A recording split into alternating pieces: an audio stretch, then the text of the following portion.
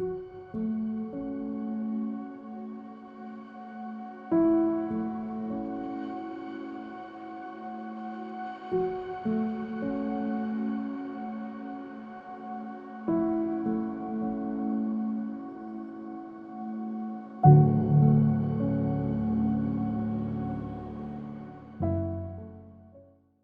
name is Matthew DiCaprio. I'm an orthopedic oncologist at Albany Medical Center. So what is sarcoma? Sarcoma is a rare form of cancer. It affects our connective tissues, so our muscles, our bones, our joints, our fatty tissue. It affects about 3,000 patients that develop a bone sarcoma per year in the US, and about 12,000 patients that develop a soft tissue sarcoma in their thigh or their arm or other areas in their body.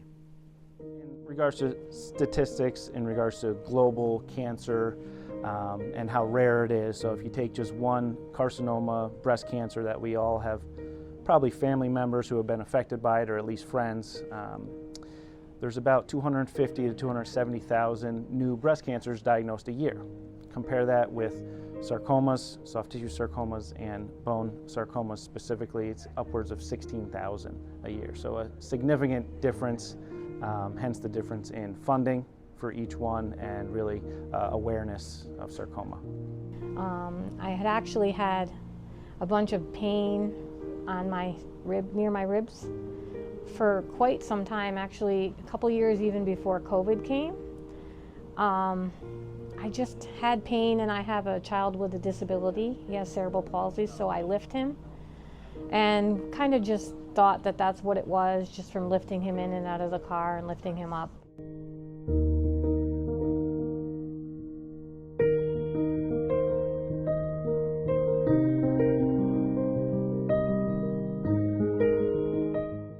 After COVID, I went on vacation without my son for about 10 days. I went to Florida, and after not lifting him for 10 days, I thought, why am I not in less pain? Something's not right. I haven't lifted him for 10 days and I am still at the same level of pain. So I said, when I get home, I am getting a second opinion. I'm going to have this looked at.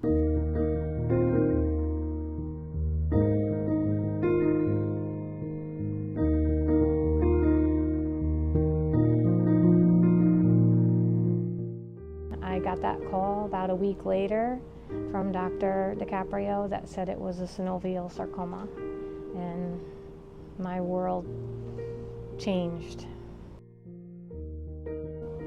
Worst day of my life, and I basically was told that they did get the tumor, but because they didn't know it was cancerous, let's go back in, let's make sure anything that it was touching we remove. We don't want to leave any cells behind. I had 2 of my ribs partially removed, and a couple weeks after that I got the results that there were no cancerous cells, so they had got it all.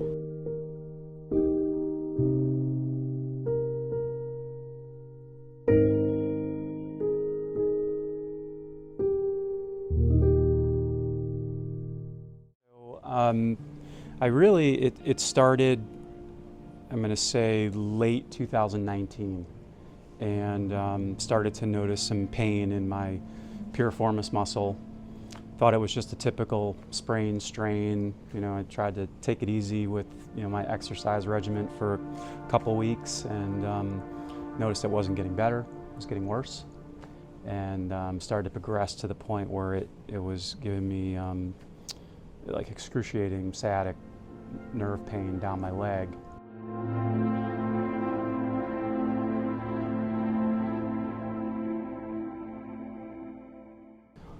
Finally, at one point, we did imaging on my hip and discovered that I had about a baseball-sized tumor right in the hip socket.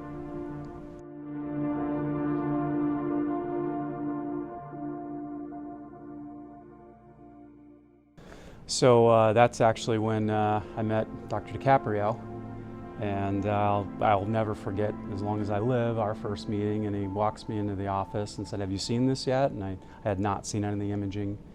And he showed it to me, and he showed me this, this tumor on the imaging, and he said, "Let me show you what we're going to need to do." And went to his little skeleton there in his office, and he explained to me, "We're going to have to cut out all of this of your hip." And at which point my jaw just dropped.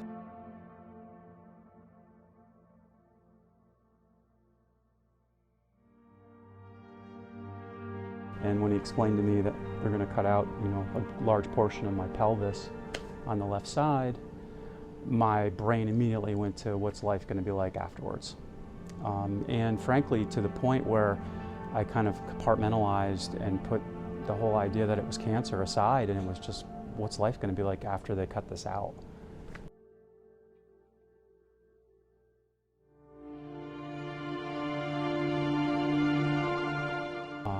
It was a very long surgery, and there were 3 things they told me at the onset of the surgery that they're worried about. Is number 1, making it through the surgery, number 2, blood clots, and number 3, infections.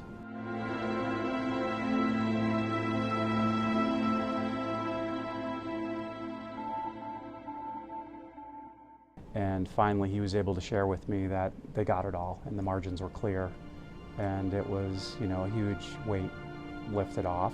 And now it was the stark reality of long recovery and lots of work to get back.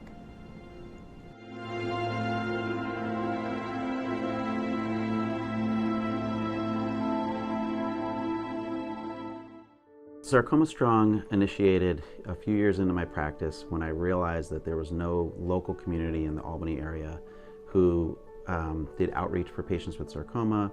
Patients get these rare diagnoses, they don't know who to turn to. There's no real community for information and support. So we felt we wanted to bring that to the Capital Region. At Saratoga, our first 5K run walk, about 100, 150 people, friends and families, along with other physicians and caretakers for these patients. Started the run. They really formed a nice community, and then the awareness, that was my biggest job for the community, really picked up from there, and it just kept building every year. Now, with all the negatives of COVID, the positive was we were really able to reach internationally now. So we have a lot of teams from different areas of the world who are able to coordinate this one cause for sarcoma awareness, research money, research funds, and it's really, I'm proud to see how that happened and how that kind of morphed into what it is today. So. About 3 years ago, we started a Sarcoma Strong service learning program at Albany Medical College. And it started maybe 6 or 7 students. We have 13 students this year. Madison Dwyer is our president for that organization. What happens is I find recently diagnosed sarcoma patients, match them to a student. They build a relationship. Some become wonderful relationships that continue for years. Others don't, but it's a way for the students to be advocates for that patient and to learn from that patient and to support them on their journey. Through the service learning program at AMC, we meet bi-monthly to have meetings about how we want to expand Sarcoma Strong's growth and really foster our mission statement. So the 3 things that we are really striving to do is to raise awareness about sarcoma, as well as raise funds for research and support our local sarcoma patients and family. One of our biggest goals is to expand Sarcoma Strong to other medical schools.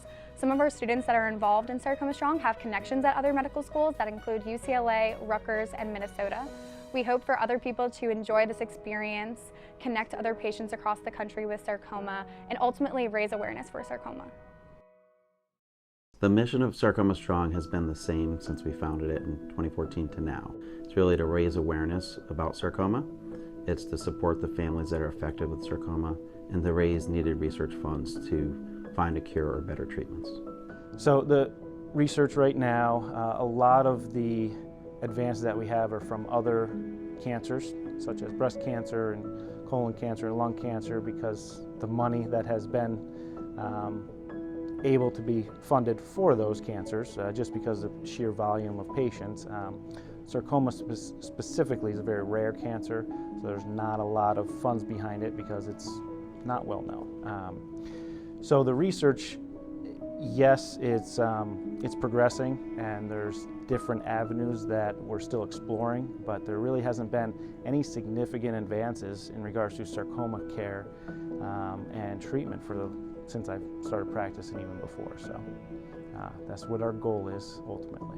One of Sarcoma Strong's main missions is fundraising. So sarcoma is a rare form of cancer and there's not a lot of research out there. So through our fundraising efforts, we're able to put money towards grants every year that the Musculoskeletal Tumor Society then selects grant winners, and thus goes to research that can fund different treatment techniques, surgical techniques, and ultimately improve the outcomes for sarcoma patients. Sarcoma Strong means a lot of things. I think our big picture of things that we do, I think of community.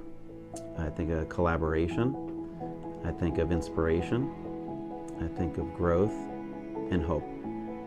When we started, the vision was really supporting Albany, our greater community. I service about 25 counties in the eastern part of New York, and it was really to serve those patients. I didn't have a vision of something broader at the time. It was really to bring that community here. As we went through the years, what I saw is that we were inspiring other institutions throughout the country and now throughout the world to really latch on to what we're doing in our mission. And it's a bit infectious, and people really see the good we're doing and they want to be a part of it. And it's been wonderful to see that grow, and probably my greatest not accomplishment, but what I'm most proud of is when I talk to my colleagues, other orthopedic oncologists that are world-renowned all over America and throughout the world, and how they're inspired and they bring this to their homes and they do it and see how impactful it is to the patients they treat. There's been nothing more rewarding.